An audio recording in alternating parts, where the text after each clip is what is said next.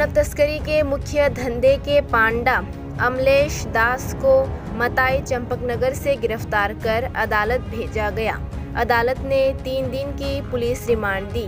बिलोनिया थाना पुलिस ने रविवार मध्य रात्रि को मानव तस्करी मामले के मुख्य आरोपी अमलेश दास को बिलोनिया थाना क्षेत्र के पुराने मताई चंपकनगर से गिरफ्तार कर लिया।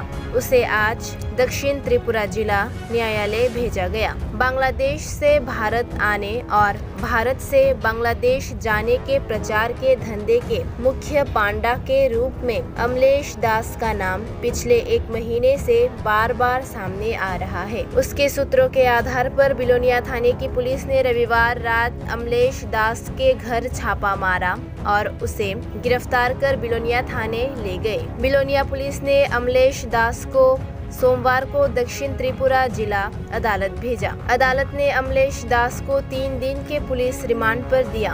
अब देखना ये होगा कि क्या मनुष्य की तस्करी के धंधे के मुख्य पांडा के रूप में आरोपी अमलेश दास से पूछताछ कर तस्करी के धंधे में शामिल अन्य लोगों को गिरफ्तार कर पाते हैं या नहीं।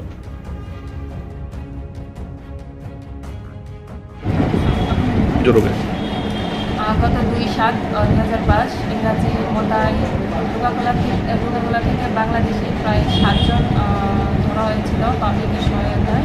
তারপর বেলুনিয়া থানাতে একটা স্কুল মামলা নেওয়া হয়।